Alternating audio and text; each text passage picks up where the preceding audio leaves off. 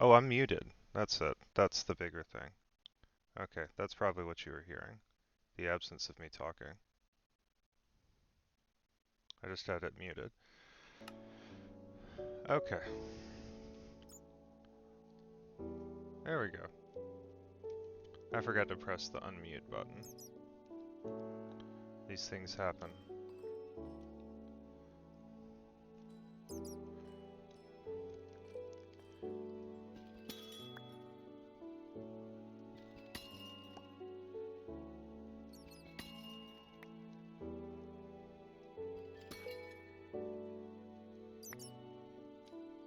Whee! Let me see. Those are going real nice. Oh, no, I accidentally broke the block. Uh, hmm.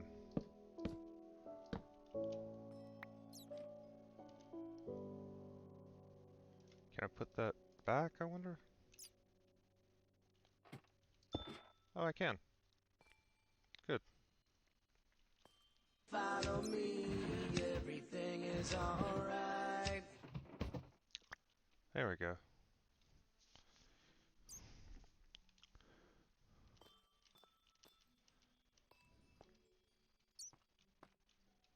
Hmm. I definitely want to make this place a place I can come back to easily.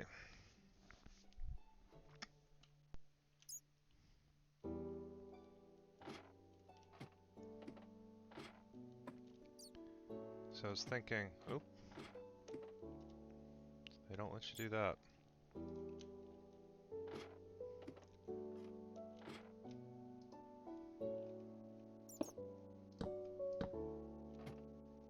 What if I just...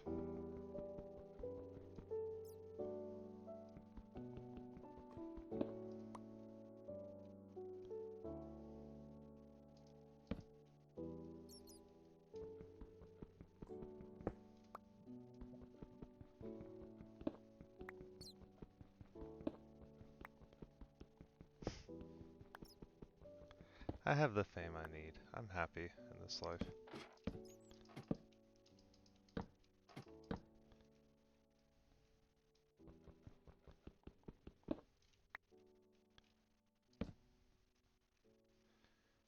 Is it, can I put it? Oh yeah, you gotta dig it to the side like this to get a... be able to put a torch. Good morning, good morning.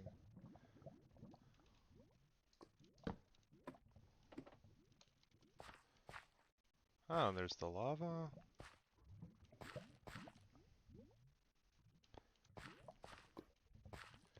You got some nice amethyst and stuff. Let's see these new recipes. Well, I can make a block of amethyst. Or tinted glass. Or hold on, what's this? A spyglass. Oh, sick. Okay, I do want to make one of those. Alright, can I sleep? Ah, must be nighttime. Morning. Oh. Now there was this talk all weekend. All weekend I was hearing about this big, terrible storm that was going to be coming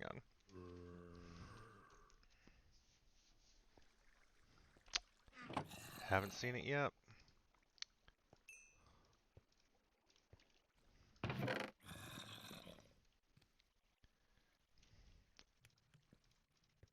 People are always saying a storm's about to happen. That's something I've noticed. In towns where there's been storms, people love to talk about storms that happened a long time ago. They're like, well, it might be like that one storm.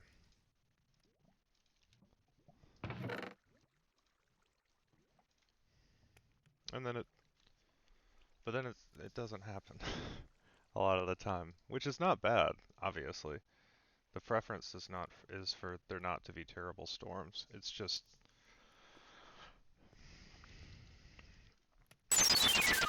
oh, thank you, Starship Goldfish. It's easy to get. I think it's easy to get caught up in if you're newer in town like I am. I've only lived here about a year now. It's easy to get caught up in other people's weather enthusiasm.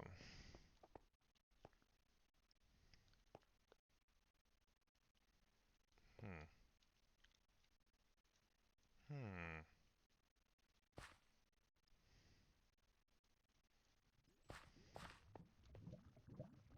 Hmm.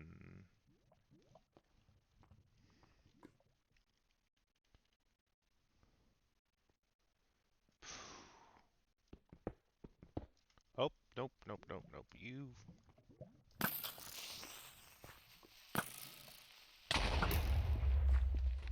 Oh boy. I think I pushed that thing just barely out of range.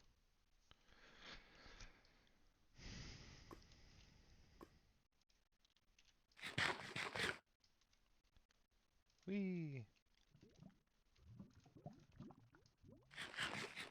Chomp.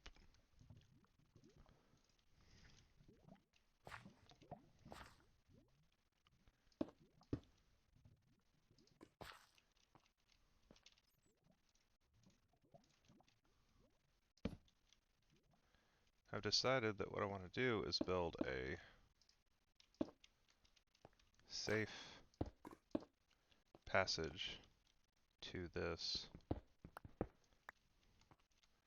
geode. So that is what this place is for me. This is the place where I get my geodes. I have that then established in the world.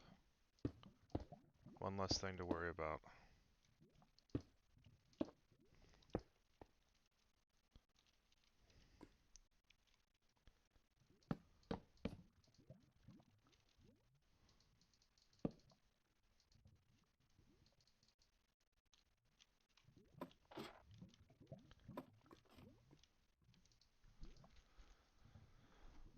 Whew.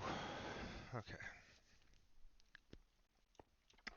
How's everybody's weekend? Rainy? No, not too much.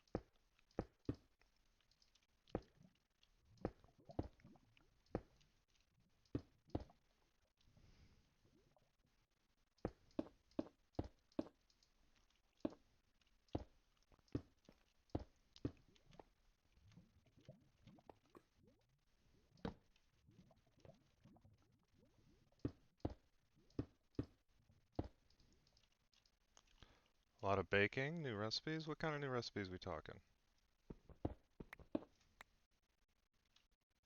Whee!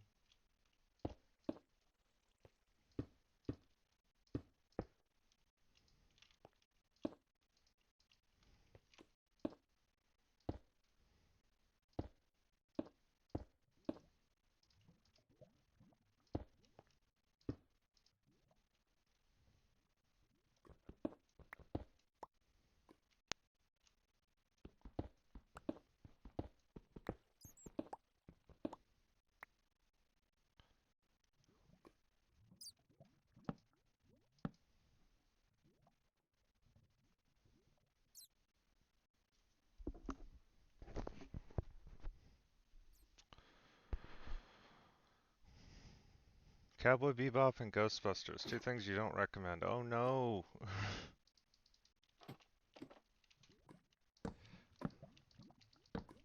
I feel like maybe if they had switched the two tones for those two things.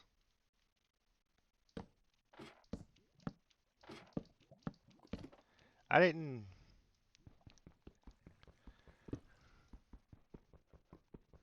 Now, I'm not usually somebody to let.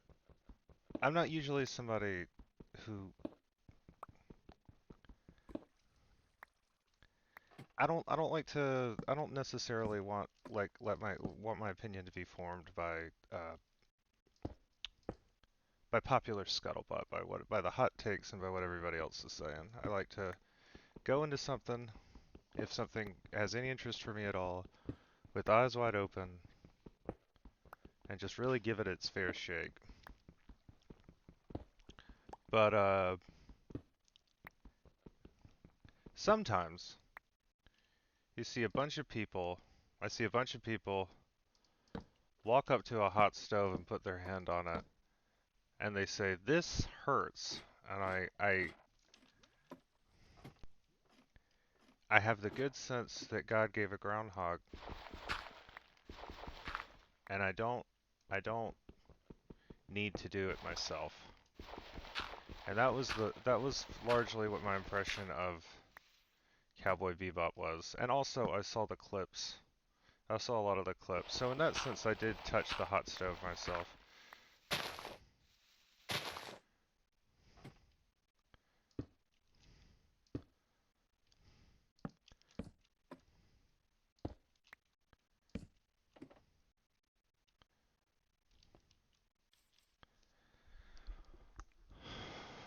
It it just looks like it looks like they got every single thing wrong. I think they somehow had the idea that because it was a cartoon, it was wacky horseshit. And also, they seem to have mistakenly gotten the idea that like anyone involved with the production was good at jokes, but that doesn't seem to be the case based on the jokes that they chose to tell.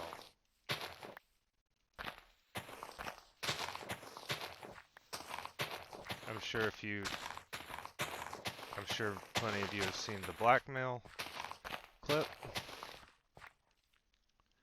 where Jet says to a woman, a woman who's white, sounds like blackmail, and she says like, well, yes it is, Jet, because you are black and a male. And that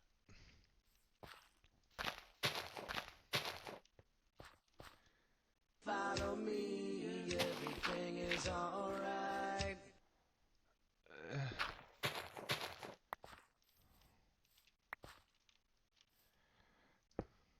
it's I think it's just for me it's like I already have a Cowboy Bebop. It's called Cowboy Bebop.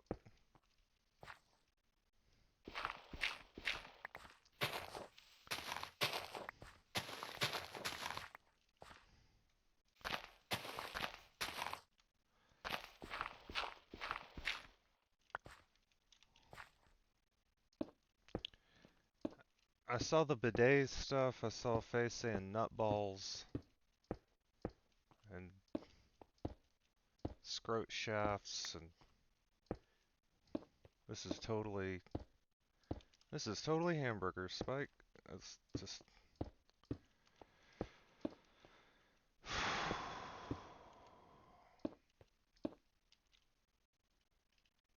the thing is, there are lots of good things in the world, so we don't have to. I don't have to. We don't have to think about the Cowboy Bebop Netflix live action adaptation.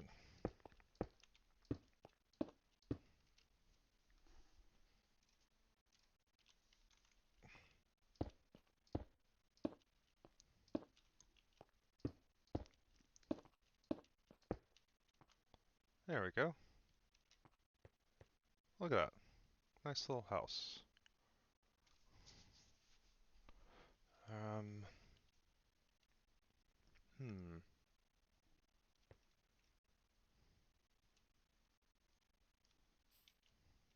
Oh,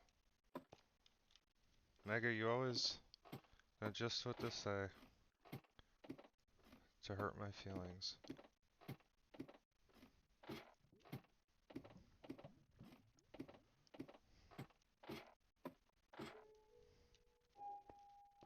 Always the 1-2 punch, the knife and then the twist of the knife.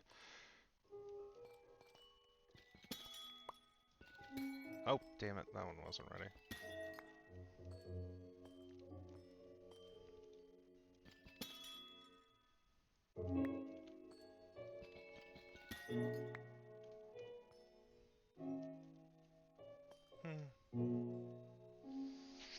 Yeah, I found this big geode, and I have decided that it's just for me, and I'm not going to share it with the rest of you guys cancel stream. Nemesis.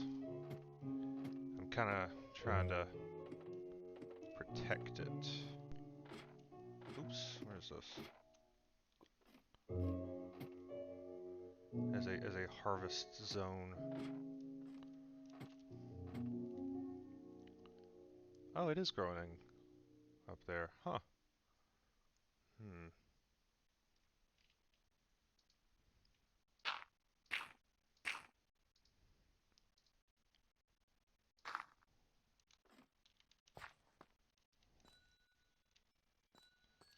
Look at that.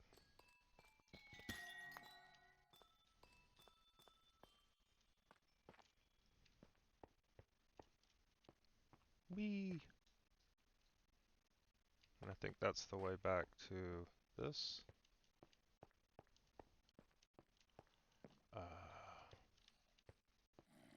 hmm.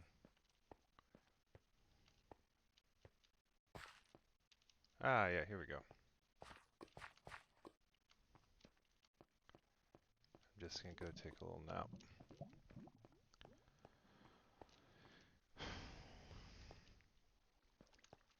Ooh, here's some copper. I can actually make one of them spyglasses.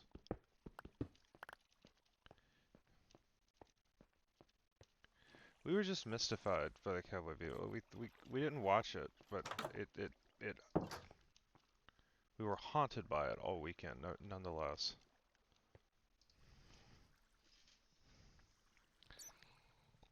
Oh.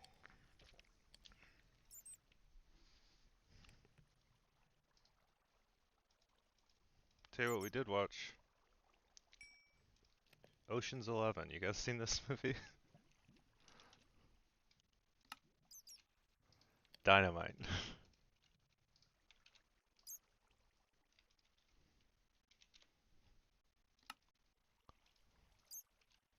I've made a spyglass. That's fun.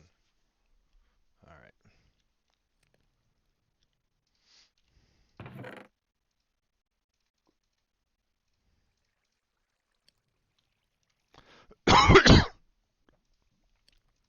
Hmm.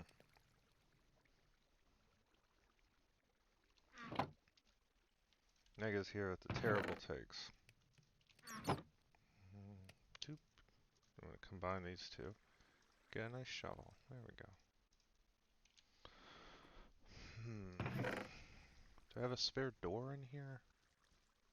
No. But now that I've slept, I can probably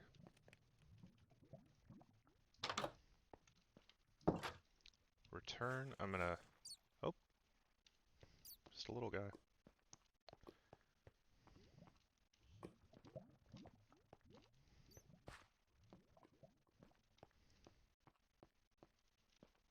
Hmm.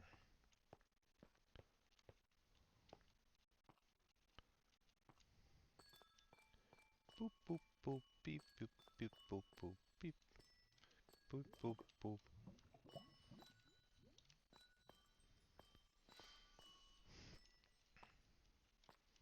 Flubber.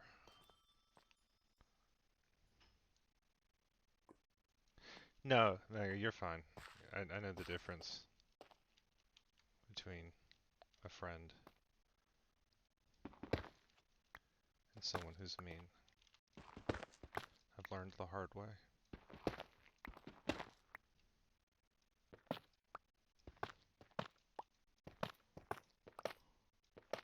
Just digging it. Oop! Ah, yes. Precious iron. If y'all recall, that was the original purpose of this expedition before I got sidetracked by these cool fucking rocks.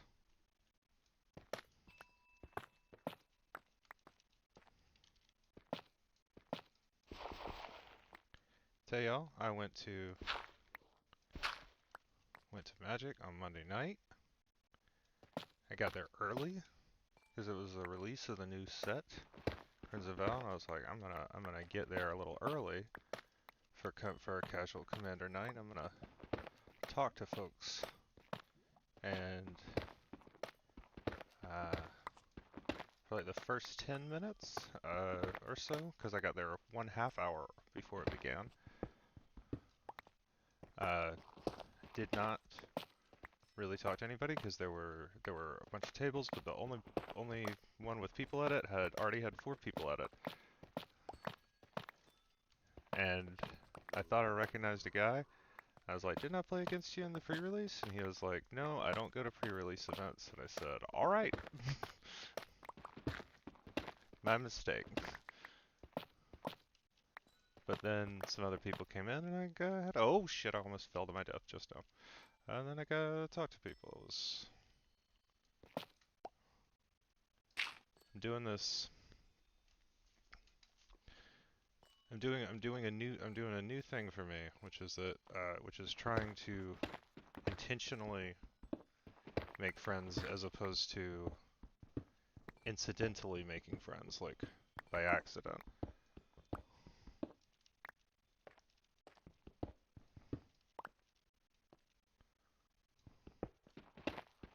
And luckily, I later played against that guy who I thought I recognized, and we cleared up all the awkwardness by him absolutely destroying everyone at the entire table. It was the first game I have ever played at Casual Commander that actually finished.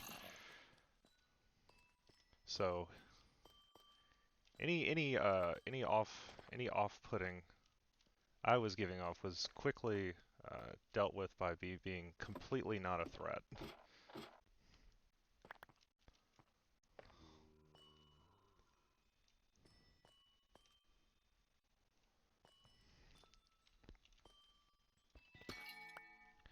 It's hard because it's like I don't want to come off like, hey. There's one guy there who he reminds me a little bit of myself in that he does not remember people's names, but he does remember every card in everyone's deck that he's played against, because that is what his brain has registered as the important information. And buddy, I get it. He's also the guy who I asked about how to store how like card storage strategies, and he told me that he had recently bought an antique card, like Dewey Decimal card catalog from a library, and was keeping all his cards in there. Like once I got him on that topic, we were off to the races. I also, by force of will, have learned his name and am making him learn mine, if only because it's going to be a situation where it will be important to him to learn my name so that I will stop telling it to him.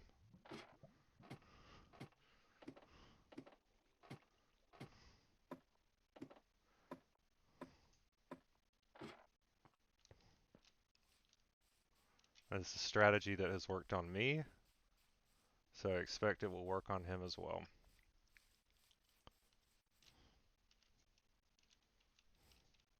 Hmm.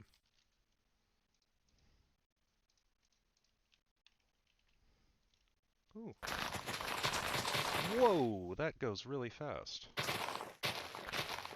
Oh, wow. Okay, shearing trees goes very quick. I did not know that. Alright.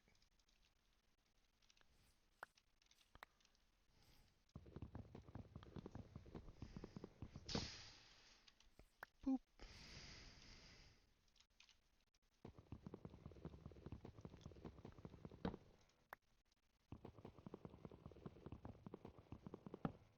Boop. Alright. Now I could get my boat.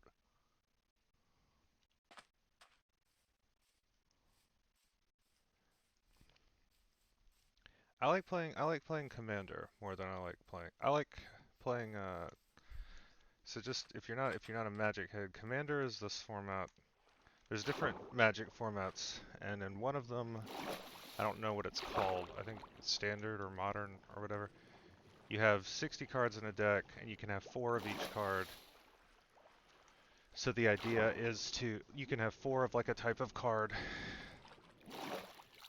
and the idea is to get something that really works well and like get those combos, like accelerate up to like winning on your fifth or sixth turn by having a thing that you're going to do each turn, first, second, third, fourth, fifth, and by the end having those things all come together in a way that is very difficult to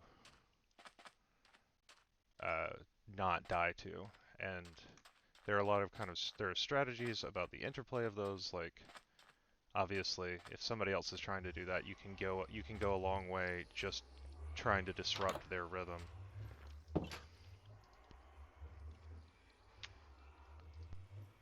But the format, and that I like doing on Arena because it's a lot cheaper. I've sort of put together because like I have a deck on Arena that if I wanted to try to recreate it in real life would cost me. I would have to open a lot of packs because you need like four of the same card a lot, and there's usually it's a very good card.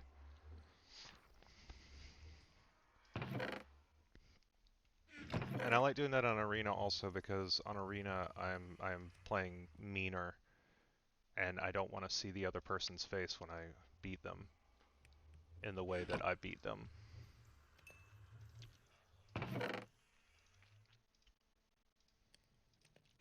I don't want to have to look at that because then I feel bad. Commander, on the other hand, is you have one card that you have from the start that is called your commander, and you have that off to the side instead of having to draw for it. And usually you build your entire deck around that, and the cards in your deck have to be the same color, red, white, black, green, or blue.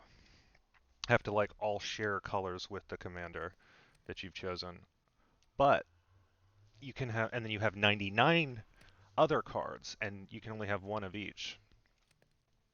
One of like a type of card. So it's really good for it's a really good format for people who've been playing the game for like a long time and have like a jillion cards because they can go through all their different cards and like find some like interesting combination that works that maybe no one else has put together because there's a million cards. Oh, also yeah, in standard you can only use like the last 5 or 6 sets or like the last 2.5, 3 years, which makes it easier to get into, but expensive to get into. So there's a whole back and forth. Mostly for me, Commander, I just got my second, what they call a pre-con deck. They are sold and it's like, here's your 100 cards, they work well together. I had my first one and I enjoyed it. I looked up specific cards and ordered those, and they came to me in the mail. They're usually like 75 cents, which is fun. It's fun to have a thing coming in the mail. But, um, sorry if I'm talking about Magic too much. It's just been on my mind lately. Sort of. But casual, and then there's Monday Night Commander, which is for the serious boys, and then Casual Commander, which is just a lot of fun for me because it is people who really understand the game and usually have like a ton of cards and coming in with some interesting thing that they want to try out against other people who are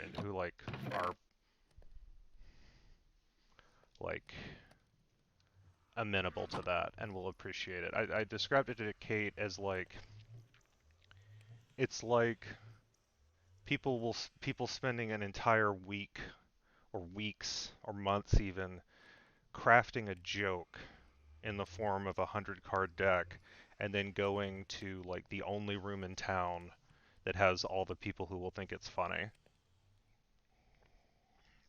And that's like a very it's also a very uh, chill format to learn in because there's like a lot like people will be like, oh, I float two, is it bears and whatever, and I'm like, I'm sorry, could you explain what that means, please? And they're more than willing to do so, which is nice. Yeah, yeah, exactly, Hekaran. It's fun. Lots of things can be jokes. Hello, Kate Gray. Good morning. But that's what I think about it. And I just got this. I just got the new because the new set dropped. I got the new one of the Vampire Commander decks. I'm interested the one that I got, it was like the first cards that I ever got really to play with was the when I got into it because of the D&D set.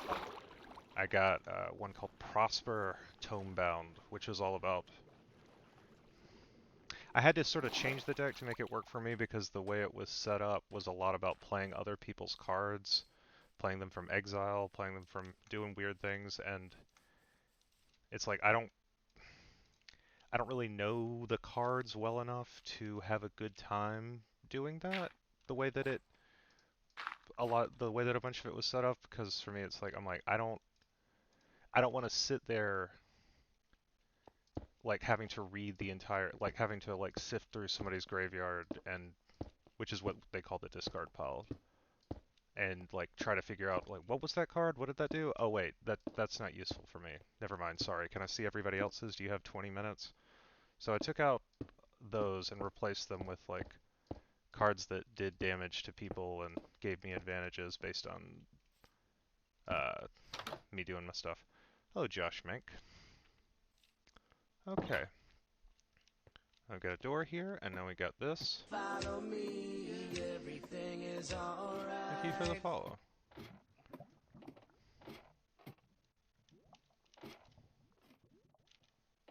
We have this area now, which leads to the geode.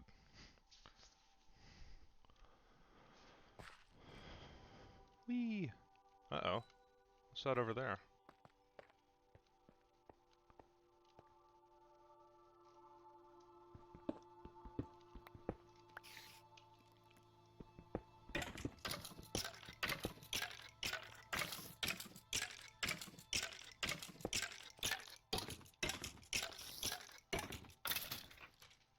Huh.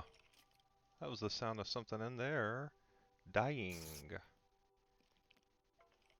Hmm. You know what would be fun in here, though?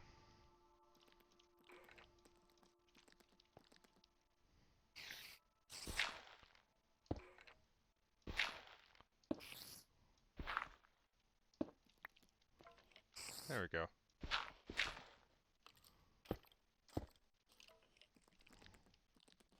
Keep it a little bit. Just a little spicy in here.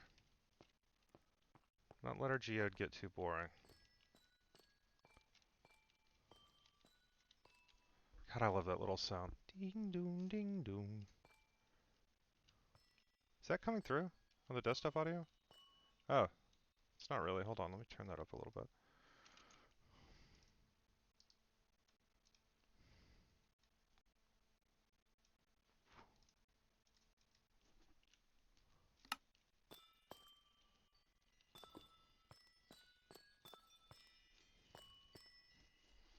Yeah, there we go.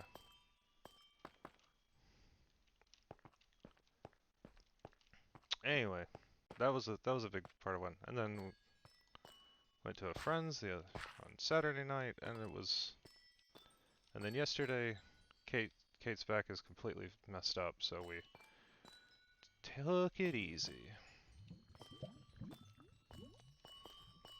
I have to make Kate take it easy when she hurts herself.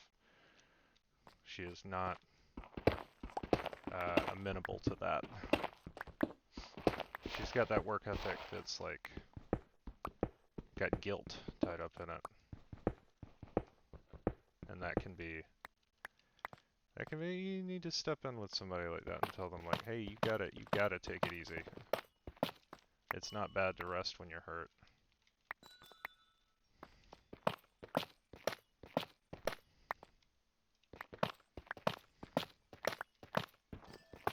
As a long-time back pain sufferer myself, trying to play through it, it's just no good. You're just gonna make things worse. You're not gonna heal. It's one of those it's not like game audio is very loud now. Okay.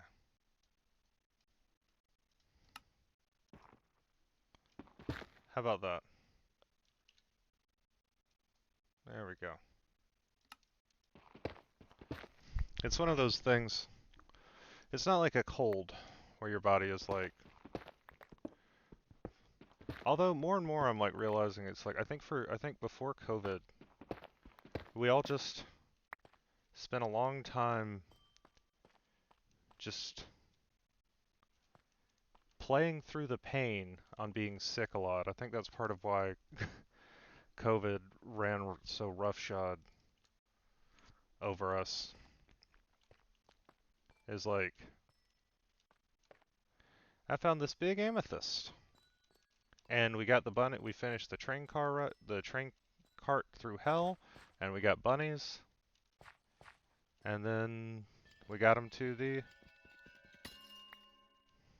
We got them to back to home base. And right now I am trying to remember which one of these. Only one bunny died in hell. It is a very safe minecart, and it didn't actually even die on the cart. It died because I had not finished. I had not completely sealed off the area around my starting portal.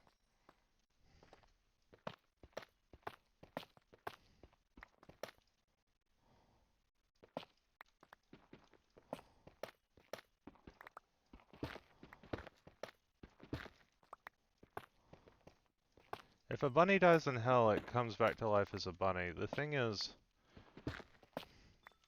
bunnies actually represent an unsolved problem for the karmic cycle. Because it's very hard to lead a virtuous life as a rabbit. Like, it's not that they're bad, it's just hard for them to do good. So you end up pretty neutral. So you just come back as bunny again.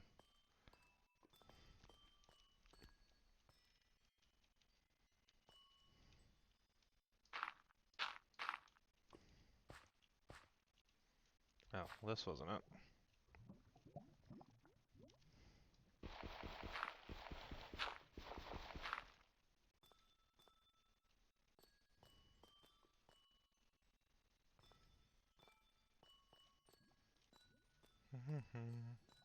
Oh, it's up there, right. The more of this amethyst I dig out, the harder time I have leaving the room that it's in. Follow me, everything is alright. Thank you. CO? I'm gonna go with CO, if that's okay.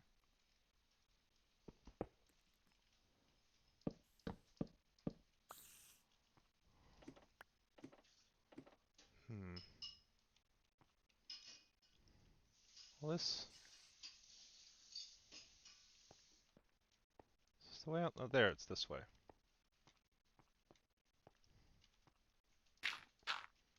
I remember. It's over here. Boop.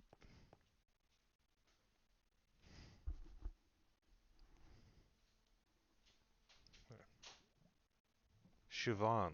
Okay. Thank you. Oh, I need to equip my sword.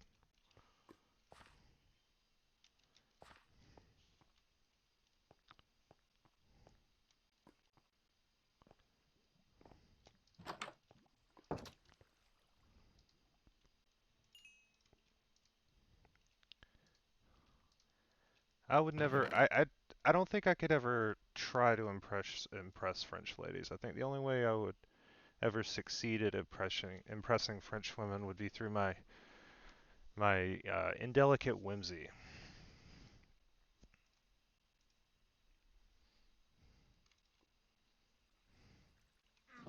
It'd be through the way that I approach life as if it is a joke I'm waiting for the punchline on. And I think French chicks could get really into that. They have a sense of the absurd.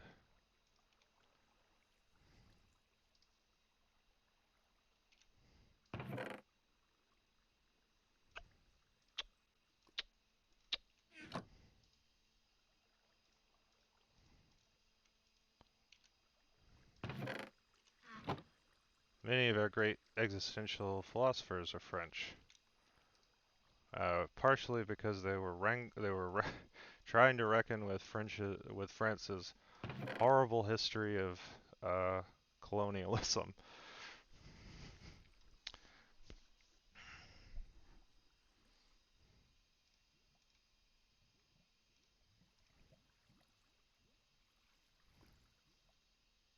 Hmm.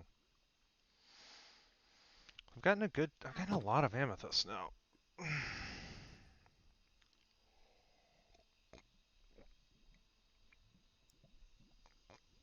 Oh. That's good. Ah, now for some water. Sorry, that's just for the asthma hose.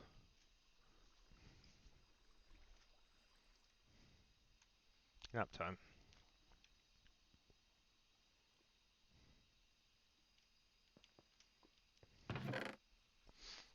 I was at a party Saturday night, and I hit a threshold where I suddenly was like, am I doing this wrong? Am I fucking up right now? Let me let me tell you, don't ever ask yourself that question, unless you have good evidence that you are.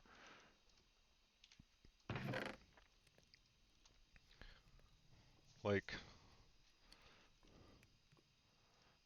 I feel like jokes about Descartes um, kind of miss the point. Because once you ask the question, and am I fucking up? It's hard to get a definitive no. Like I certainly didn't ask it out loud, but it's one of those things where it's like everything seems to you become this Macbeth figure, like this Shakespearean figure where like everything seems to confirm the terrible prophecy that you already believe. Maybe just my experience, but my experiences are valid. So,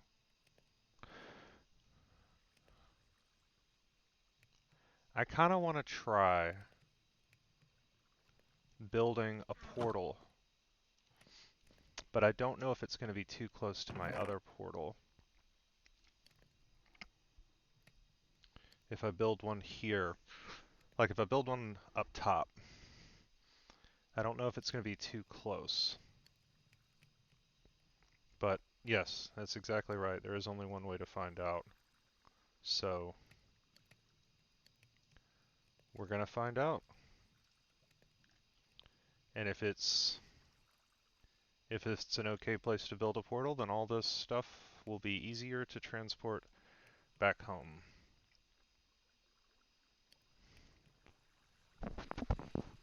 Hmm,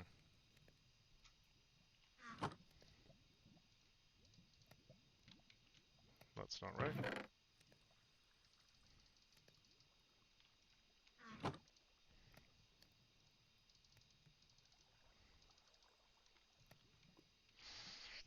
Okay. Alright, Hackerana, you have a good one. For this to work, we're gonna need some lava. Luckily, I have what scientists refer to as just a fucking shitload of lava in buckets already. So I'm gonna head back to my house through the Hell Train portal. Did I grab my boat? Yes.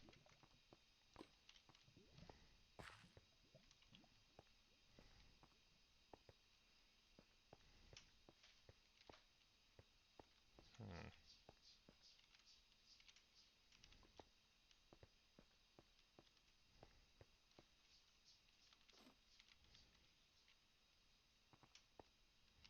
Mm-hmm.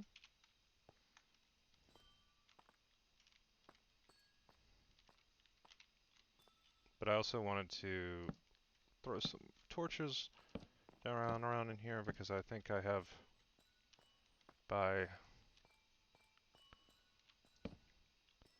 freeing up the area perhaps created some areas that could easily become monsters spawning hotspots. Some little makeout point for monsters, weapons. Yeah, see? Hear that sound? No good.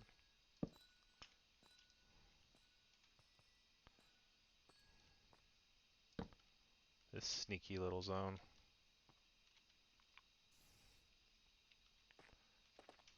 Alright, off we go.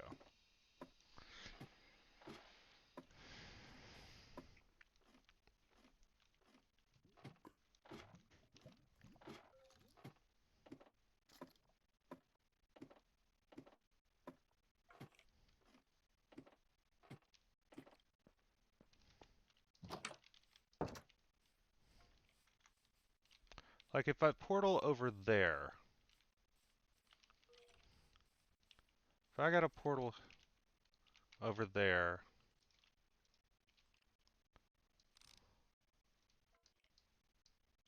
I like this spyglass. If I got a portal over there, I want to build a portal right down in there.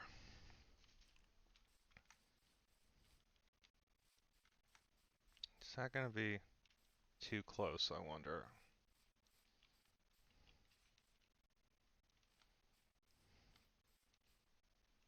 There's a lot of desert over this way. That's going to be neat to explore. Hold on, I got to turn my draw distance up a little bit. Oh, nope, let's turn that back to normal.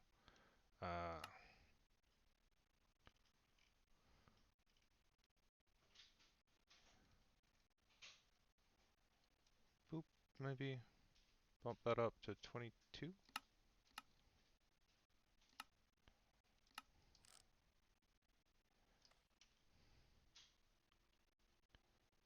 Okay. Is that gonna stay rendered or is it gonna unpop when I stop looking at it? Okay. That looks good. Only one way to find out, as they say.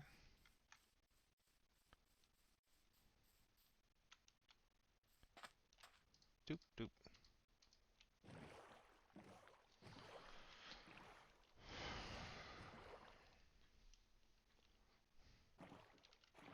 It's my understanding that portals will become... Oh! I don't think I've been doing... I haven't been hitting control on the boat, so I didn't know it was that much faster. Well, that's how we learn.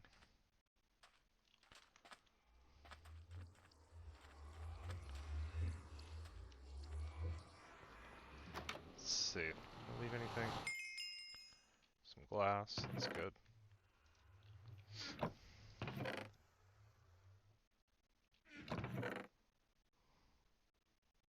Oh, some more buckets. Those will come in handy. Oh, some water buckets. Good. Alright.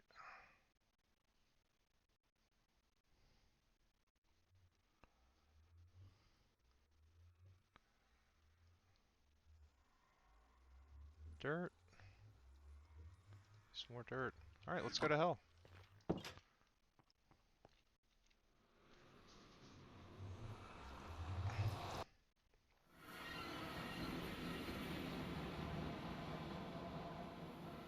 Uh...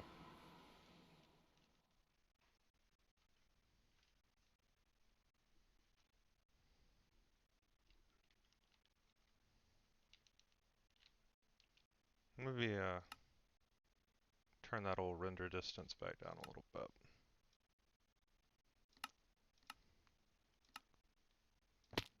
Oh, yep, that did it. Okay. Riding in a hell train. Here we go.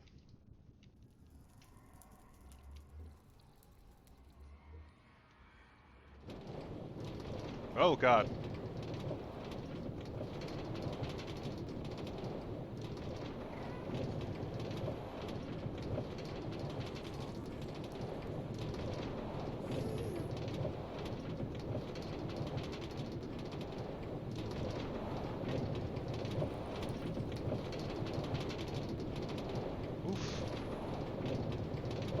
That is...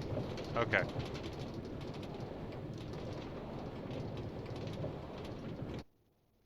Oof. Alright.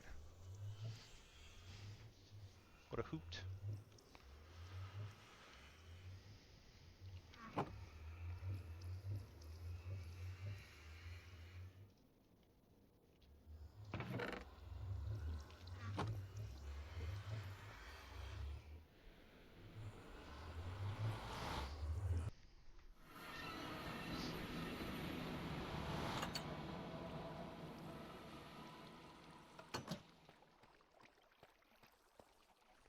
I'm happy to hear that, Mega. Now I'm waiting for the other shoe to drop.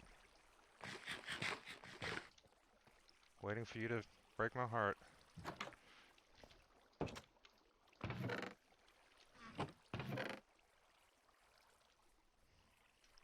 I did turn this up a little bit too much. I think I'm gonna turn it back down just a scooch.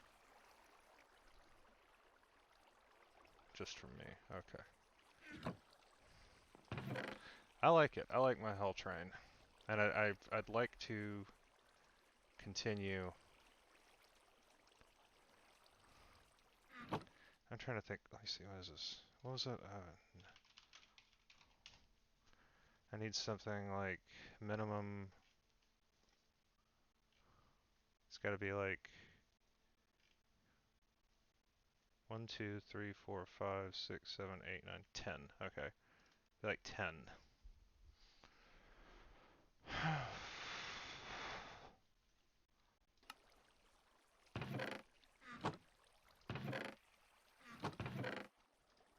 3, 4, 5, 6, 7, 8, 9, 10. 11, 12.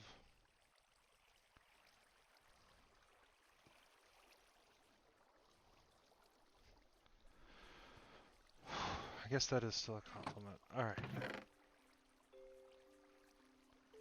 I'll need my flint and seal. I'll take some sticks with me, because I got a bunch under there.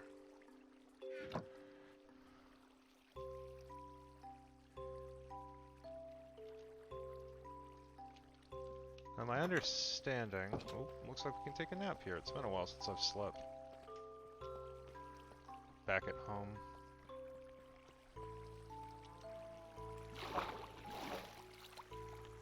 Now my understanding is... I think if I have like a few... I've joked about this before. I've antagonized people, but I think if I have a few water, I could like, even just like 2 or 3, I can use that to have like a source of water underground.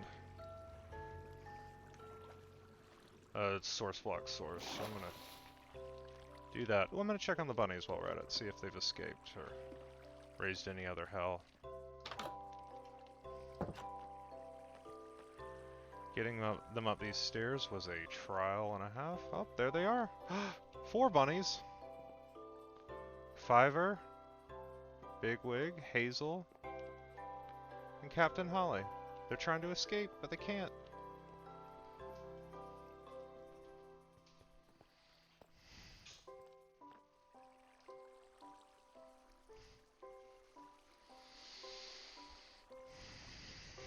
Alright.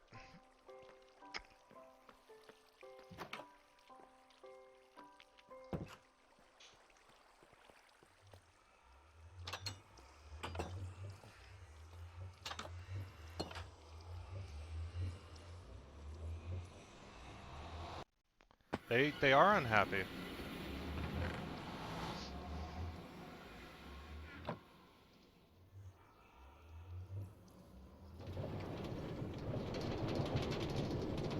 They're probably very unhappy.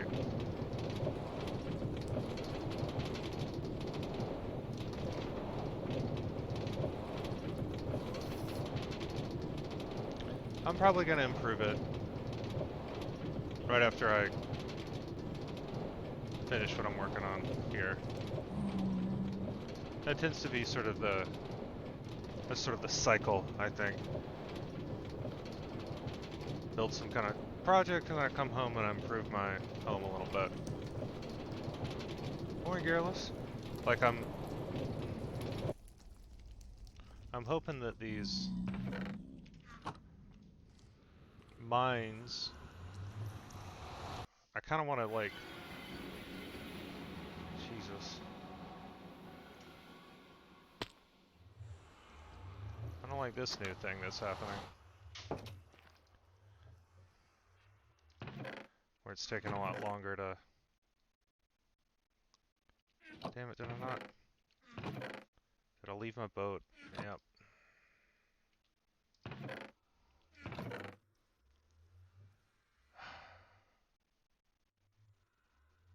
Oh well.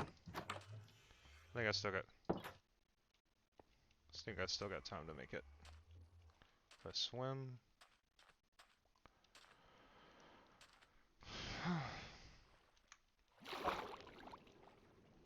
See this exact thing. Whoa. This exact thing is what I'm avoiding with my hell trains.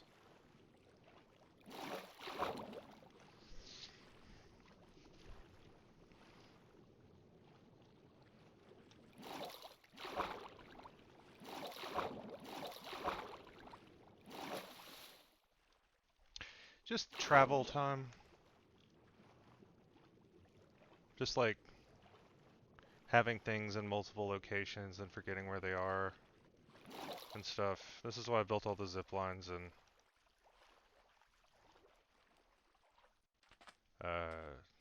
Death Stranding.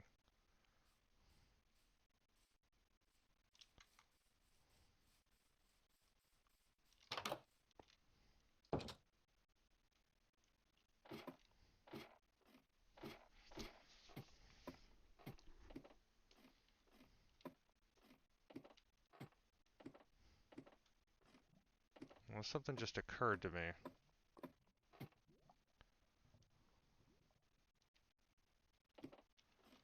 If I build the portal underground, then my train car is gonna have to dig up in hell.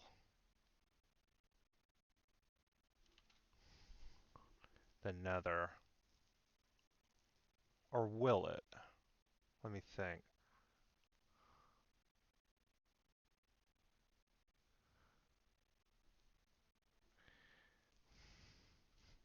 This place is pretty. I think it could only be improved actually by the addition of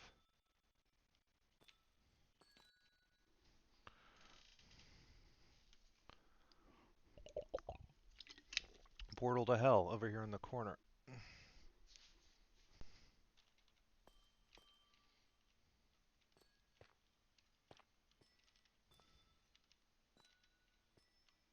Oh, those really are growing out in every direction. Let's see.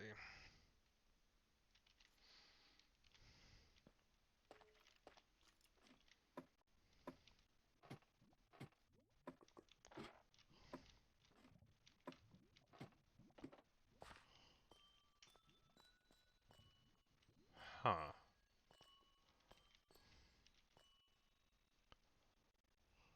See? That's fun. I like being able to see that skeleton over there. Hey, what's up, dipshit?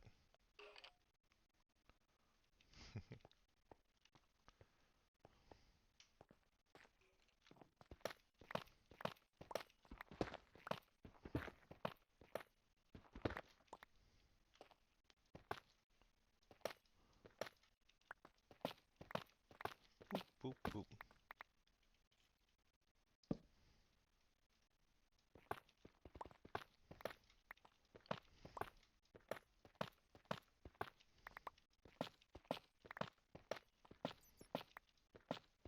I'm cultivating this crystal, which is something one rarely gets the chance to do in real life without the assistance of a high-tech laboratory or a 3D printer or a lease in Burbank.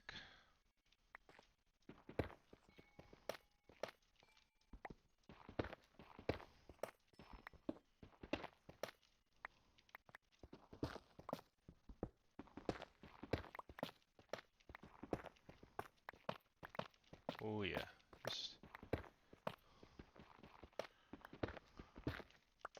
like I was about to just build the portal, but then I realized I was like, I think I want it. I want it to be at the bottom of this crystal.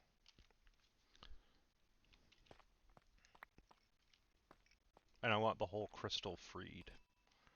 And I want the portal at the bottom of it so that I could like crawl all around it and harvest the stuff like a nasty freak.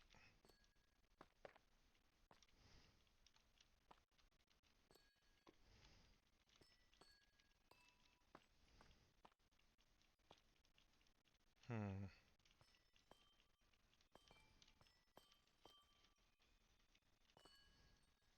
Which way? I always lose it.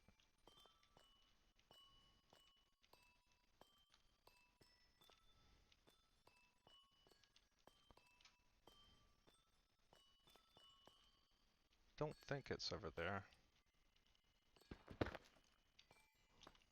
But I'll check.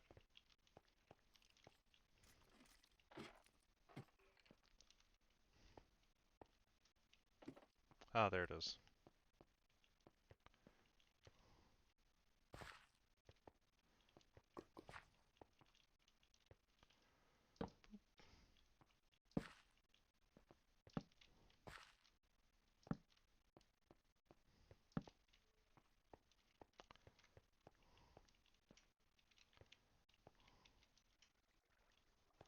Ooh.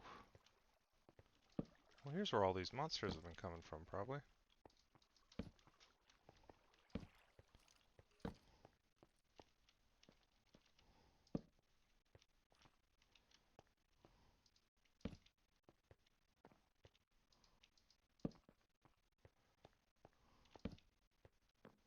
Oh, there's that problem solved. Nice.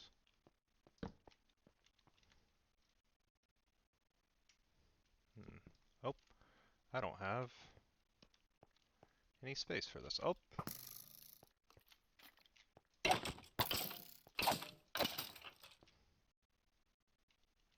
didn't ask for that. You didn't have to do that. It's a shame when you see that. Just throwing your life away, getting your ass kicked by me. Many have made this mistake. Now I know how God feels.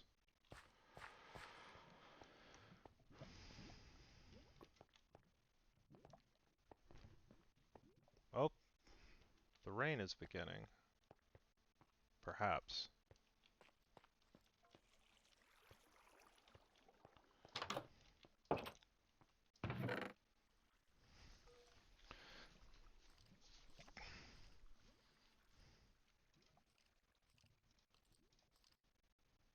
Alright.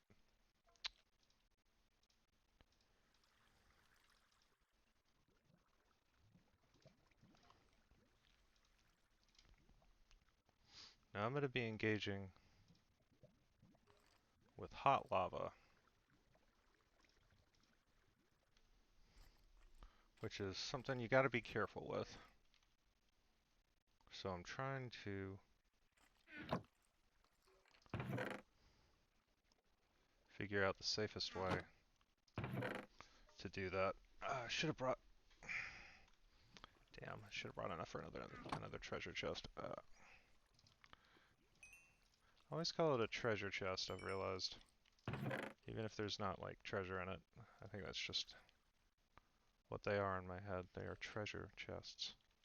It's the optimist in me, I suppose. Huh.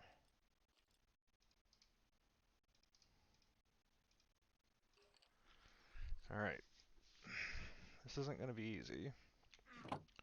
No, sir. But, will it be worth it? Also unclear.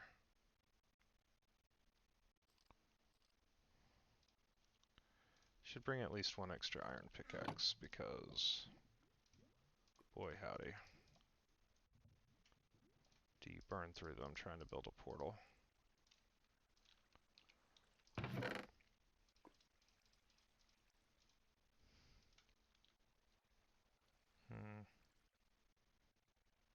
Do I not need here? A lot of it, probably.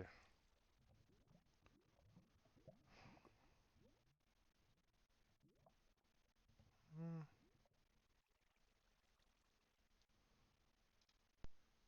Buying a sword. Bring the shovel. Burn through that. There we go. The iron bag. Okay, that's not bad.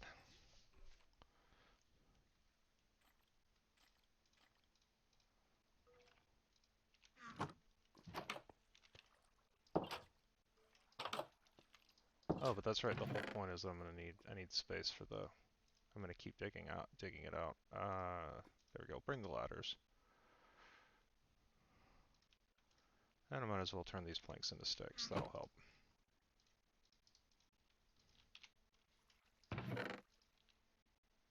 Hmm.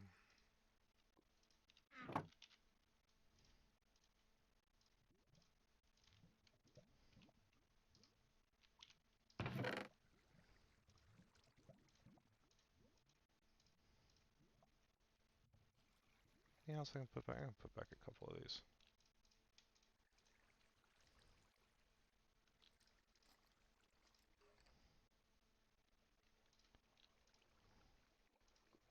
Okay.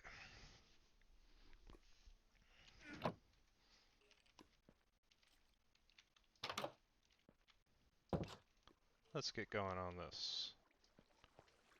You can plan all day, but nothing beats actually starting. Abraham Lincoln said that.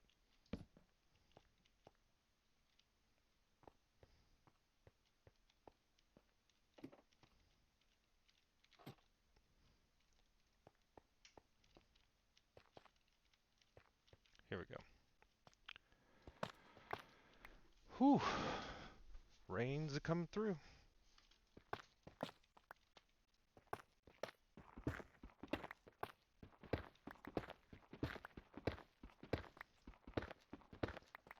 Oop.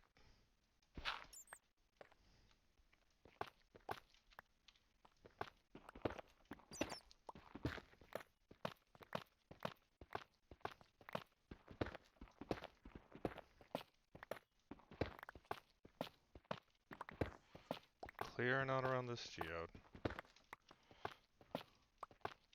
It's one of my favorite things to do in this game.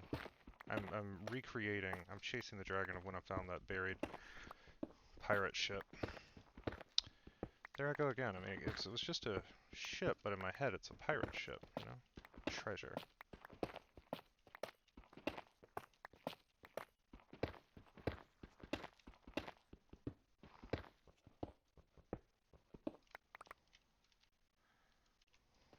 Ah, yeah.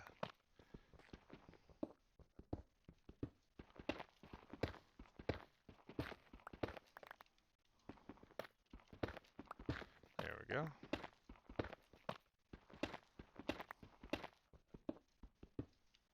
I'm definitely playing differently than the last time I used to play this game, and I think it's because I stream games very differently than I play them. Partially because for me in games it's hard to not find the work in a game and like turn that into the thing. But I'm already streaming, like so it's like I'm here, I'm on my schedule, I'm doing this at the right time. So I'm able to do I think something that I found a little confounding about Minecraft initially was like and why I always gave myself the very simple goal that I've not totally abandoned this time, but which is always like, oh, I'm gonna build this tower, I'm gonna build this structure. And I still plan to do that. But that was there because that was me giving Minecraft a win condition that I could check off. And there was also less to do in it before. Like when I tried to play it before, you could pretty much you had to dig. There weren't like mine shafts and secrets to discover. It was just like dig straight down and then dig out. Dig straight down and then dig out. Hopefully you will find something that helps you dig straight down better.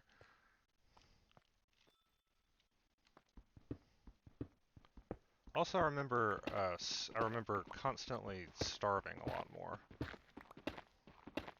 I don't know if they've changed how food works, but it seems a lot more chill than it used to be. Like I was in danger of starving to death.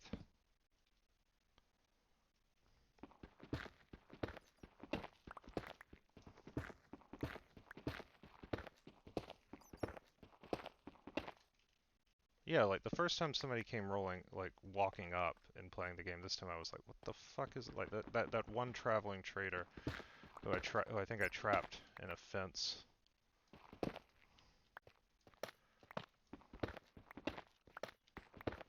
Because it was such a novelty to me that there was a thing in the game that was not just like a zombie or a creeper. That's all I remember too. Like zombies, creepers, and skeletons. That was what I remember the game being.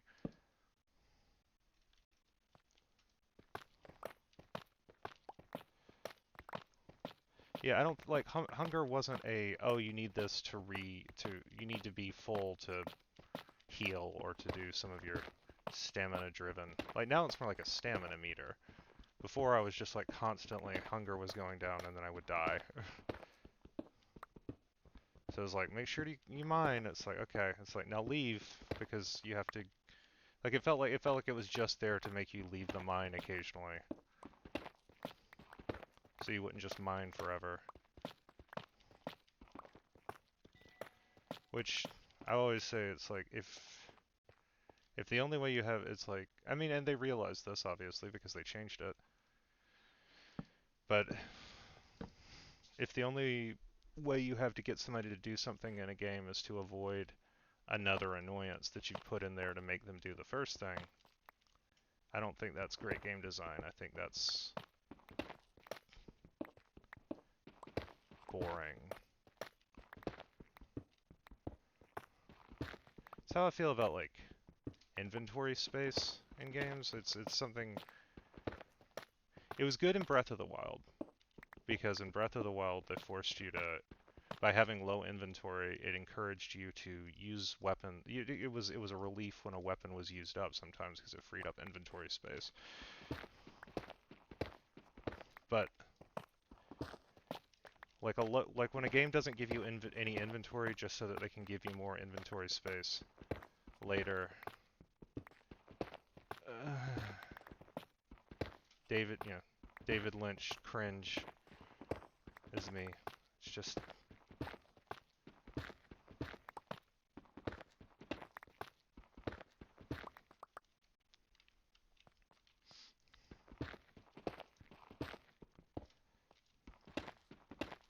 maybe it's because I came up on games like Diablo 2 and stuff where inventory it's like yes, inventory management was a situation, but it was not just like a pain in the ass with an immediate like a function like an easy solution, which is just get more bags.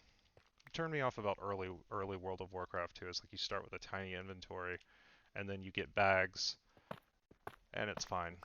And your inventory is bigger. But also they're a pain in the ass to manage because your things are like all your stuff is in like 8 different bags unless you get the mod that solves that specific problem. And I was like, why just don't do this.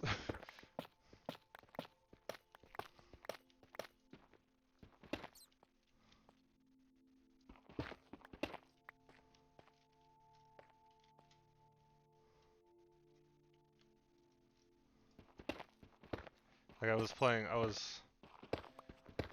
one of the first times I played when I tried to get into WoW, World of Warcraft. Somebody, like a friend who was like really, I'd been playing for a few days, and a friend who was really into it, like just rolled up and gave me like several bags, and I was like, oh, is this breaking like the progression? This was me at 18. I was like, is this breaking the natural inventory management progression? Astonishingly, it would take me another decade to get an autism diagnosis, but they were like, no, it's fine. You'll get these. You'll have these many bags in like a couple levels anyway. And I was just like, what? I was just thinking like, well then why is this? Why is this even like this?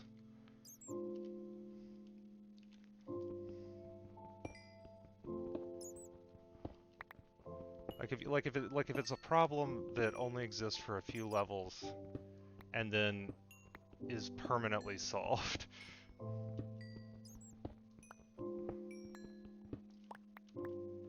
Yeah, infinite space is not good. I think it's a needle you gotta thread, and I do think inventory management is.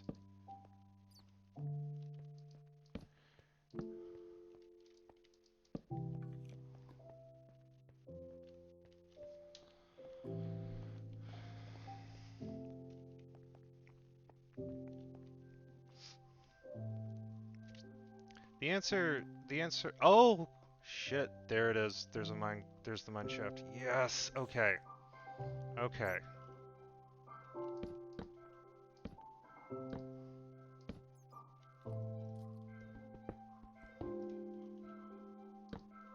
Finally found that mine shaft again.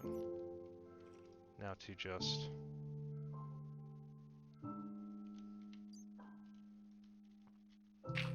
cover it up. There. We'll go back to it, but it's not what I'm doing right now.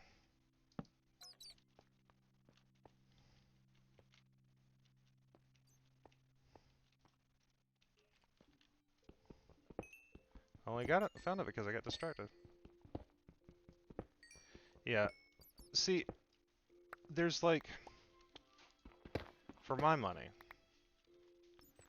the right way to do progression on stuff, a great way to do progression is to present the players with something simple and accessible, and then gate complexity. So like the example for me is always Kingdom Hearts 1. When you start Kingdom Hearts 1, you can't like you can do it like a simple 3-stage attack. Like XXX is your combo, just boop boop boop. But as you progress, that combo gradually extends as you level, and you end up at a place where you're doing cool kicks and jumps and flips and stuff, but it's to a degree where the ability to do that would have been overwhelming early on, because it would have been like, oh, I don't know, I'm not doing these cool tricks right, which is how I felt. Like, that's how I felt at times, like popping in like a platinum game. It's like if you have all those things available from the jump, it's hard to get comfortable enough with the baseline skills to get better.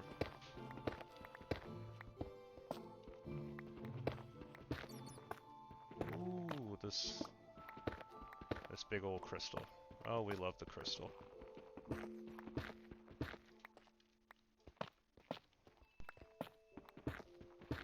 Oh, starting to curve inward.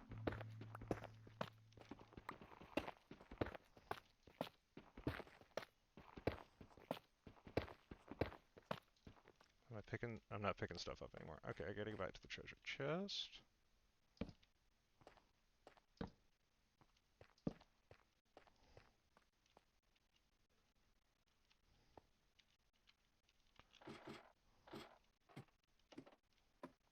Which is, of course...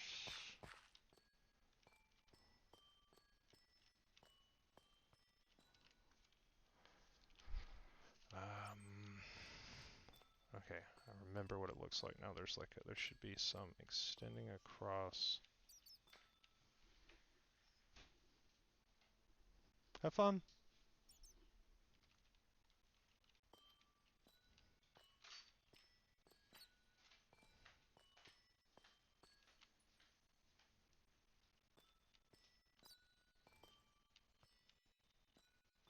Hmm.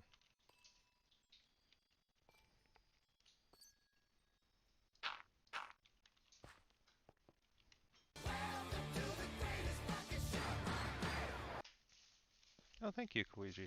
I will never change that. I will never change that. Welcome to the greatest fucking show on earth. It really, really. The more discongruous it gets with the tone of the stream, the funnier it is to me.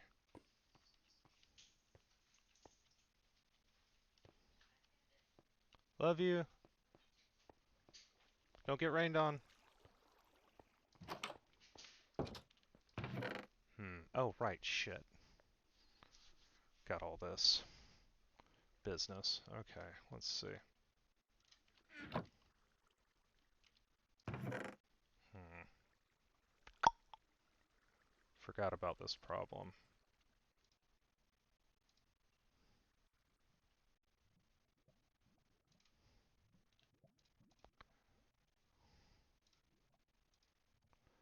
Well, I could make some more torches, though that's not really going to solve the problem. Oh, I can make some more pickaxes. That'll help a little bit. I do have that problem currently.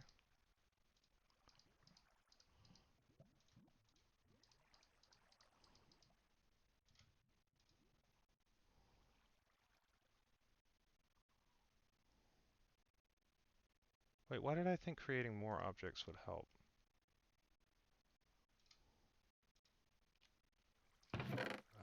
Where's that? I had like 4. Gravel, there we go. Hmm.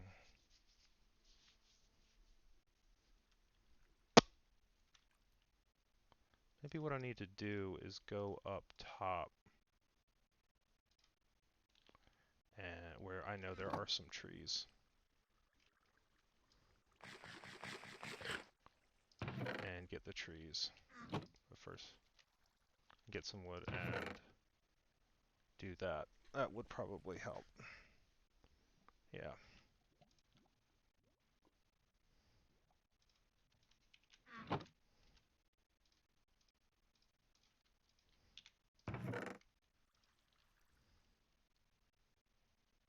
Okay, yeah, we'll do that real quick.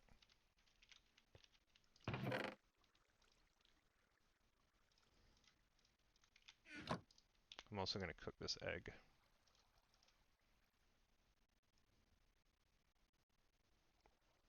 It's not working. Okay, fuck that egg.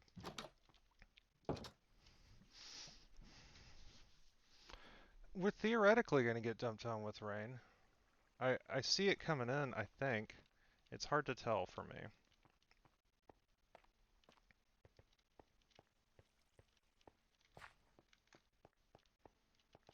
No, this isn't the way.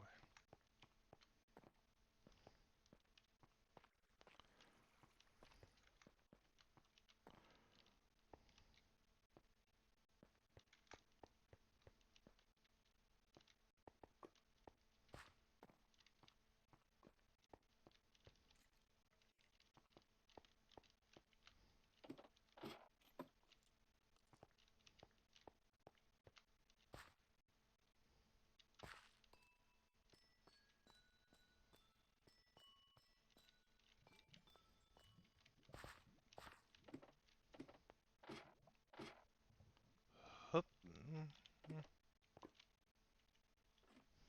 There we go. Little hop.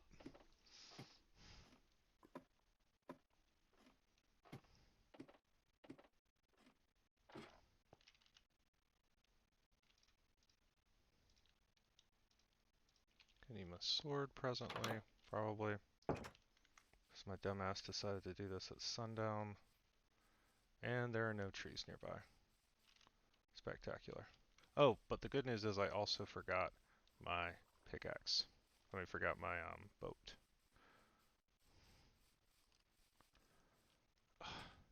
God, it is like the second the moon is up, I start hearing those skeleton sounds.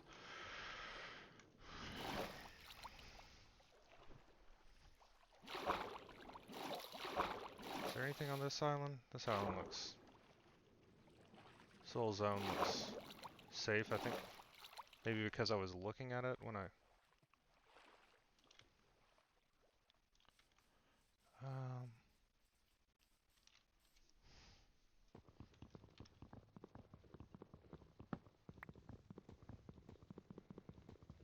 if I recall, 2 logs is enough for a treasure chest. So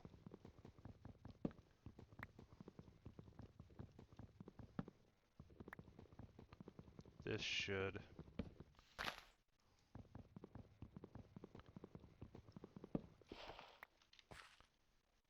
Alright, is there another one up there? If I can just get one more, then...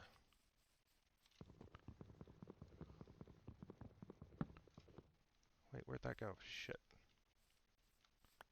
There we go. Alright, that should be enough to... Not this way, idiot. I should stop saying that to myself. Word of the day, by the way, is Tempest, which I thought was going to be more germane to the weather. A tempest is a storm, particularly one of high, a lot of high winds, which is why it is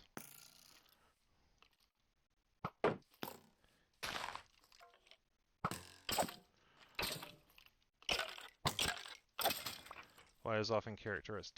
People who are described as tempestuous are people whose personalities are prone to change, whose moods are prone to changing quickly.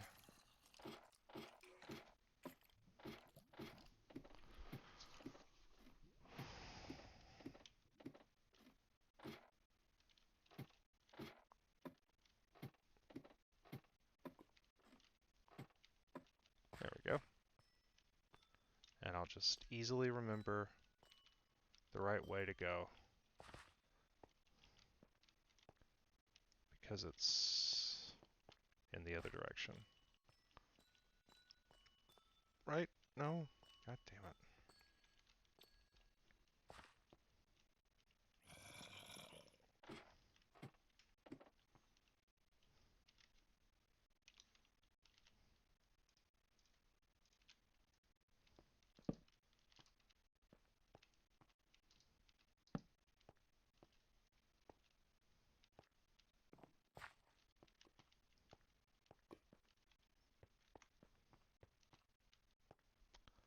Okay.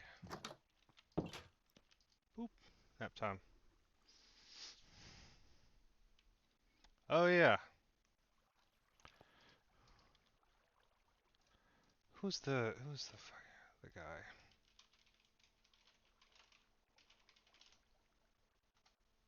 Caliban. Caliban is the guy. Is the guy from the Tempest who breaks my heart.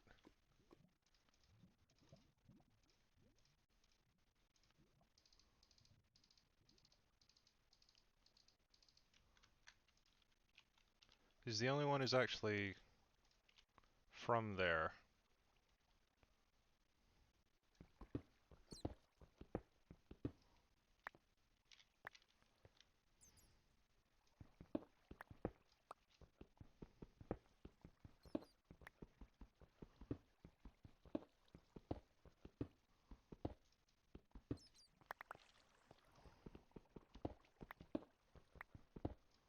I was a TA in grad school. My first semester being of grad school, I was a TA for a professor who was good guy, good professor. Um, but he it was fun. Honestly, I'm gonna be honest. It was a class. It was like a auditorium class. It was like one where they have to where it's like 150 kids or so in the class. Huge fucking class. He had two assistants. And what you do as a TA is you go and you watch the professor teaching. It's a chance to be in the class from the perspective of getting like it's like a let me show you how this is done type situation. But so I'm giving a little bit of context there, just background. So This was in Texas at Texas A&M University, which is where I got my master's in English literature, which is why I am so rich.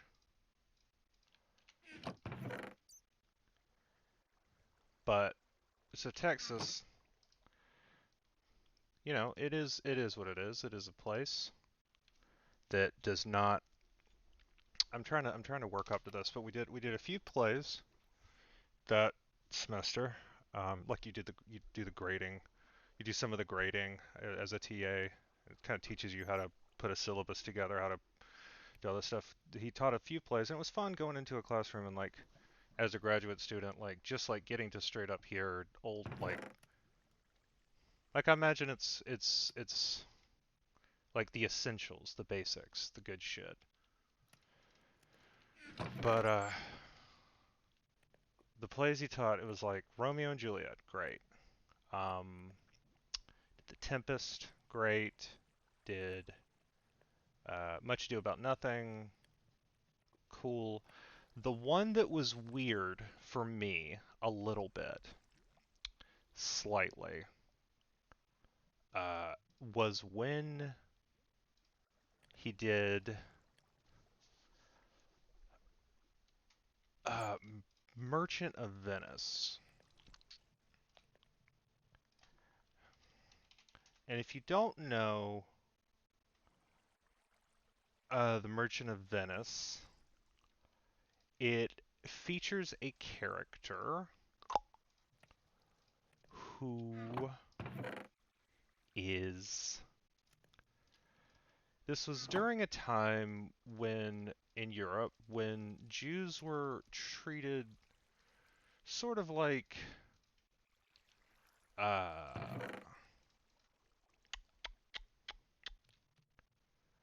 it was illegal. This is how to just to sort of put things in perspective. It was illegal to live in London if you were Jewish.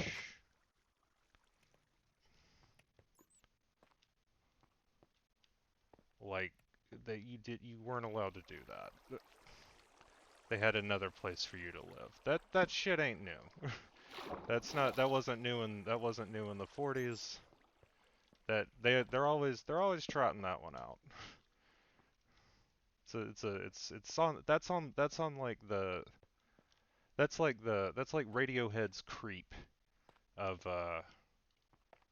of Jewish oppression. Like, no, we don't want to play. Yes, we know the song. It's very popular. We don't like to play it.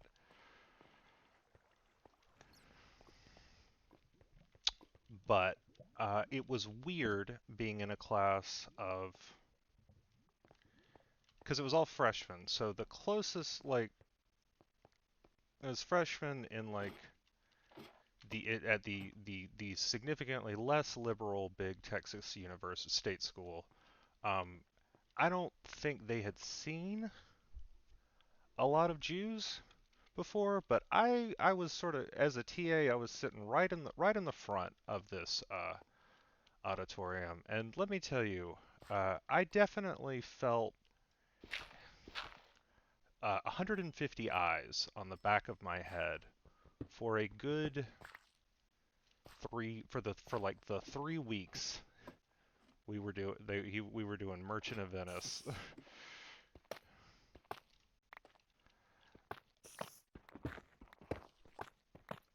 Nobody ever said anything. Nobody ever mentioned anything. Uh, but it was I don't know that the professor even clocked it, but the students all did. And part of it was partly weird because he didn't really talk about he did a little bit, but it wasn't the focus. Like the anti-Semitism, which is a weird way to do the Merchant of Venice. It's kind of like if you did Where There Will Be Blood and you didn't want to talk about oil. It's kind of what's shooting up out of the ground. So It was a strange time for me.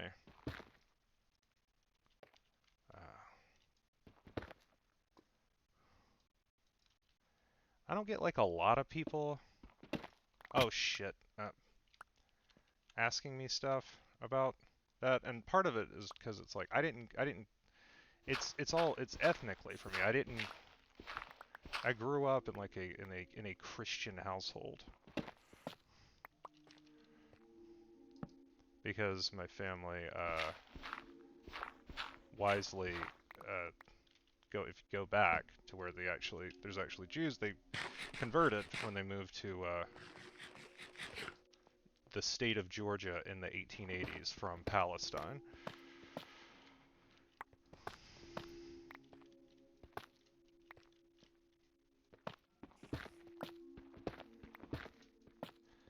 He talked about usury a lot. He talked about he mostly approached the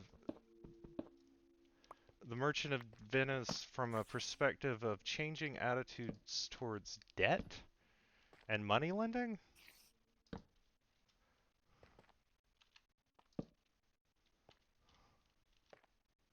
Because it's like it's which is an interesting perspective to be sure, and that is something interesting to consider in terms of Merchant of Venice, because it's like it used to be like our whole debt system, the whole thing that we have, like the idea of the credit score, which requires you to have gone into debt and then paid it off. Uh, Logan, thank you. It used to just like there was a time when it was straight up illegal to lend somebody money and then charge them interest. That was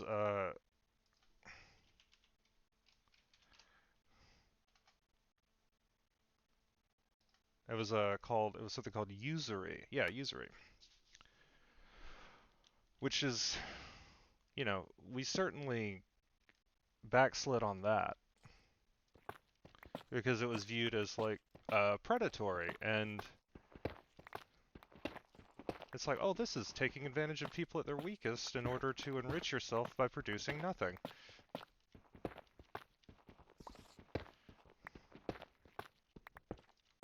Which is, I guess, is only supposed to be what the royal family does. Ayo.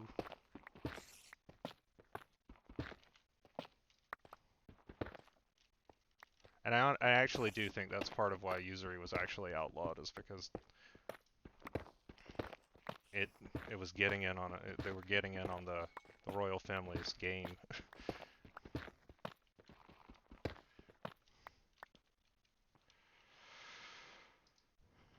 But oh, a weird time.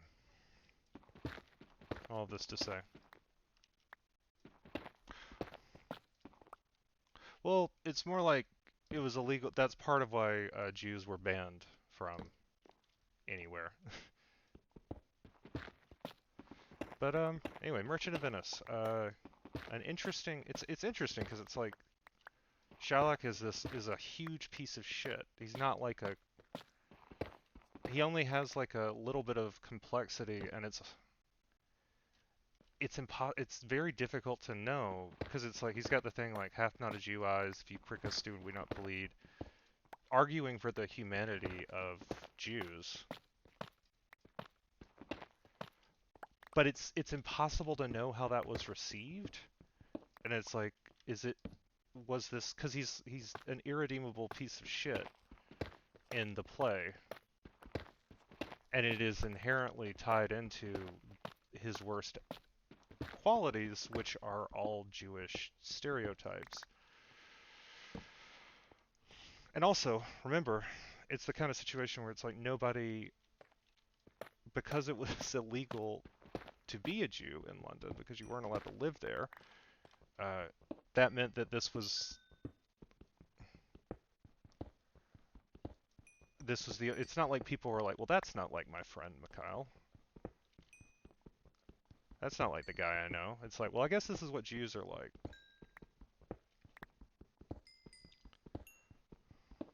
So it's hard to imagine for me that that was meant.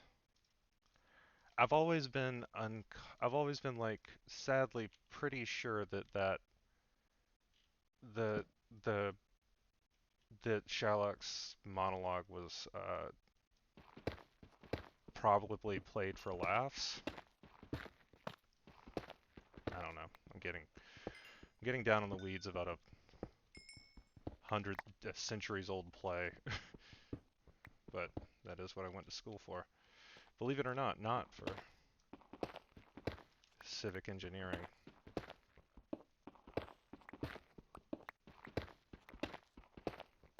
Hello, Kate Gray. Good morning. Oof. Sorry, everybody. Got a little depressing. But anyway, weird experience. Weird experience for me. I've only had a few people. I haven't had like a lot of people just come up and be like, "Hey, you're Jewish, right?" And like ask me questions about it. But I have had that experience in computer labs and lifts exclusively.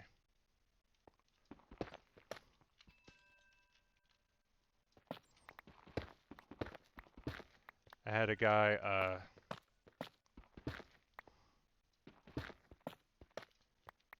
I had a guy try to explain to me that my mom should not have named me Cohen because that was not meant for people who are not of the priestly caste.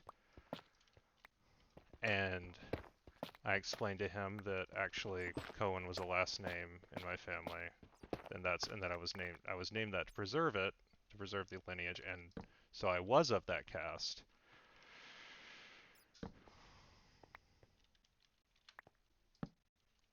Oof. And geez, Marvel, that sucks. And I say all this not to complain, but to like, I mean, obviously it's like this is, you know, orders of magnitude less than what like non people who aren't white passing have to reckon with all the fucking time. But I had a guy who was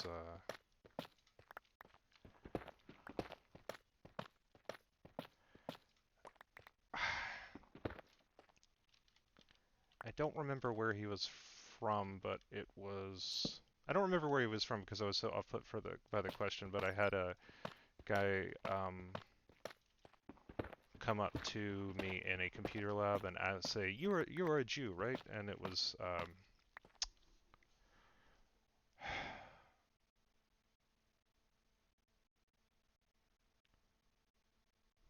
I'm trying to remember because I don't want to get this right, but this was like 15 years ago, so it's hard for me to remember. He was from he was a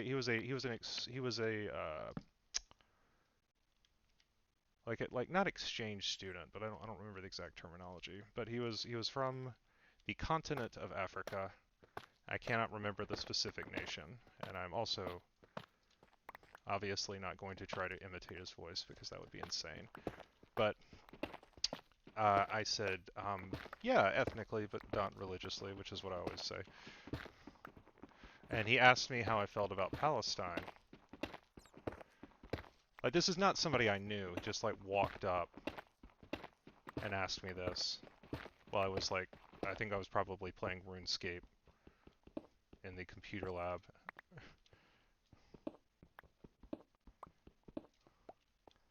And I said, I think my exact words were, I hope they get it all straightened out.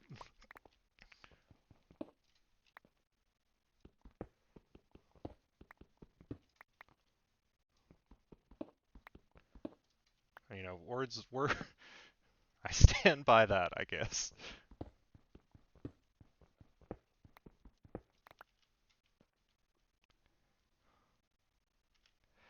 I think it was. I feel bad because I feel bad like describing like even this guy because it's like I think it was a situation where it was like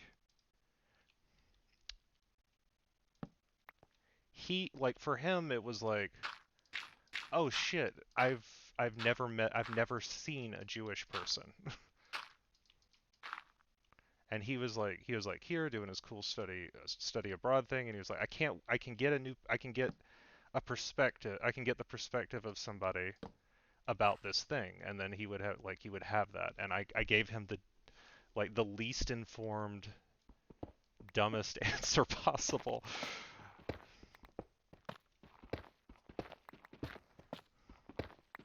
So imagine that was disappointing. Hopefully he learned the lesson that you should find out if somebody is smart before you ask them very invasive questions about their geopolitical opinions based on their how you perceive their ethnicity.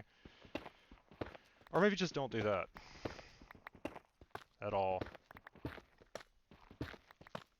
I remember like when I was like deep into that 18-hour Super Mario RPG stream I did for to raise money for Palestinian relief. I posted about it like 16 hours in, and somebody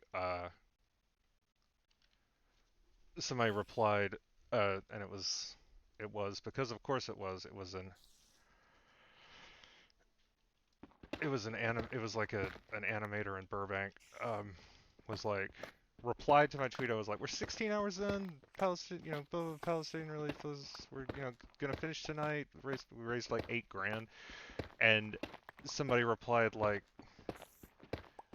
actually that charity is really anti-Semitic, so you should probably find another one. Which to this day, so number one, it wasn't an anti-Semitic charity. Like it was literally just hospital relief for Palestinians, so they can fuck off on that.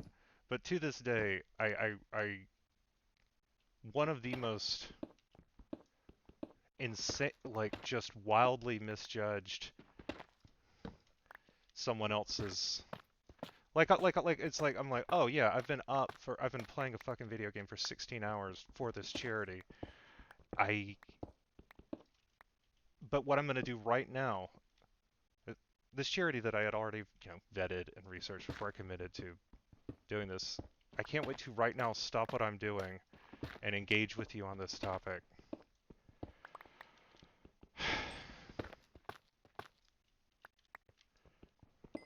It's like, oh shit, Smithy's gonna have to wait. I need to read this Tumblr post you've linked. The nerve indeed.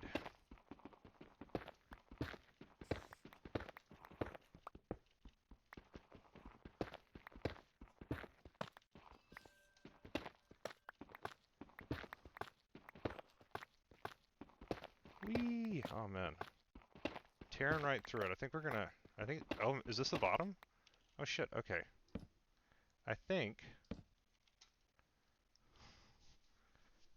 Okay, we'll go about 10 more minutes. I think I'd get a decent chance of actually finishing this today.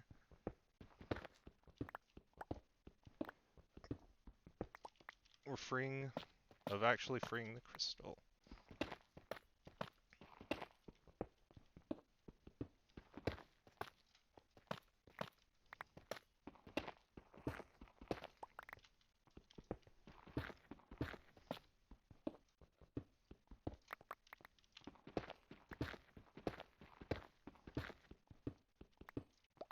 Oh yeah. Oop.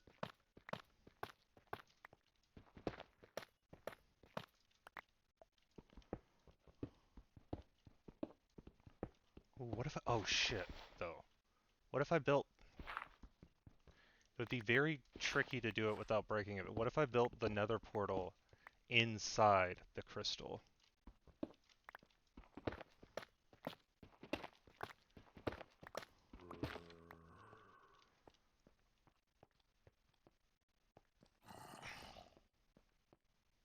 I was just gonna build it next to it. But now I'm like, oh, that would be sick as hell. It's like, oh, selenite removes impurities? Well, amethyst takes you to hell.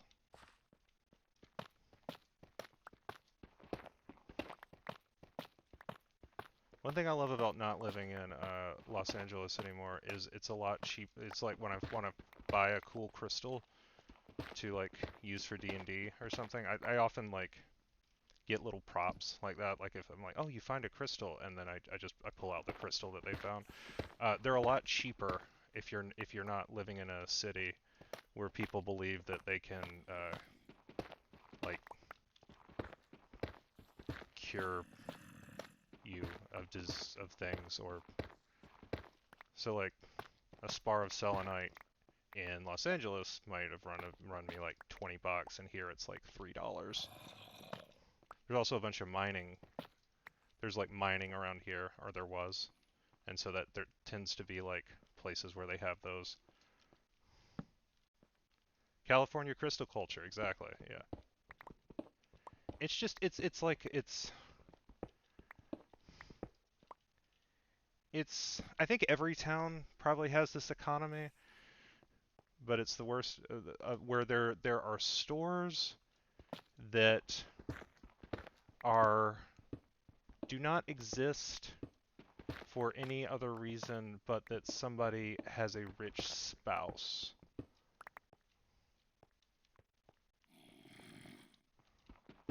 Like in my hometown, there were a lot of places like names like B Dots and Alicia J's and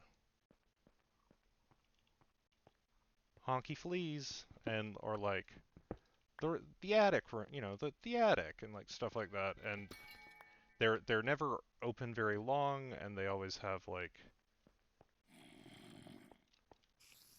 it's like what are these products? Why does this place exist? Who is this for?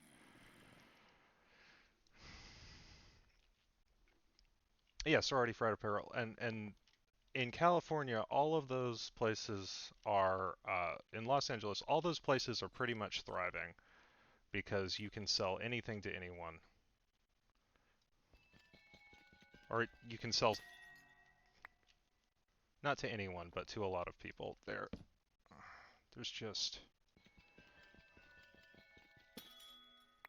okay.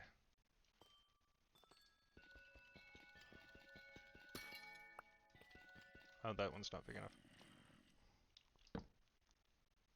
So this place is pretty cool.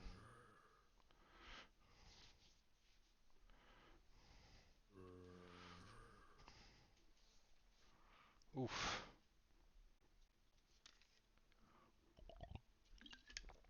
Now that I'm looking at it, should I build the nether portal in here or should I build... No, I'm gonna build it in here because it's cool. But if I build it up there, I will be closer to like the desert and stuff, and it's just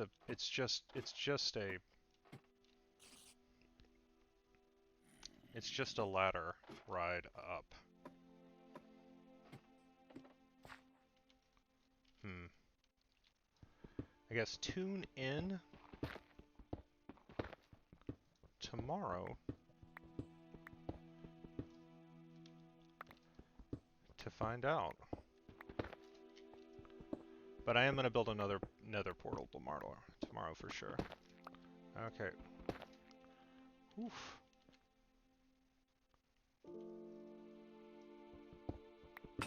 Oh, damn it. Whee! I am gonna be thinking about portal placement, although like... Alright, Koichi, good luck! Good luck with shifts. I am so fucking excited to be able to legally work again. I have all my homies here helping me look for jobs here. I just want to... Oh, I'm so excited.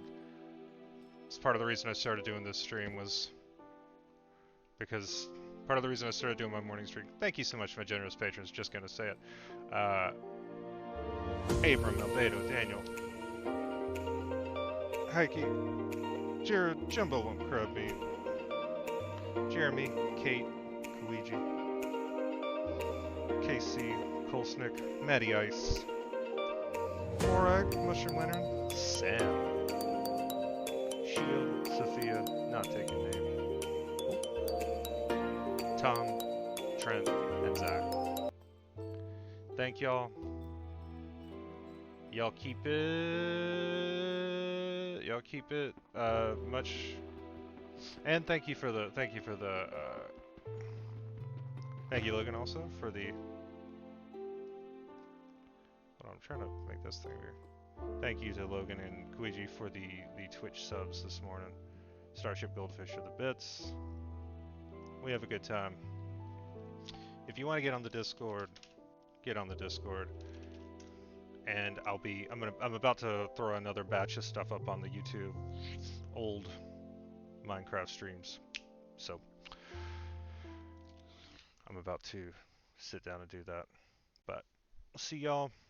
Y'all have a good one. Peace out. Much love, etc. Y'all know how it goes. Y'all have a good one. Bye bye.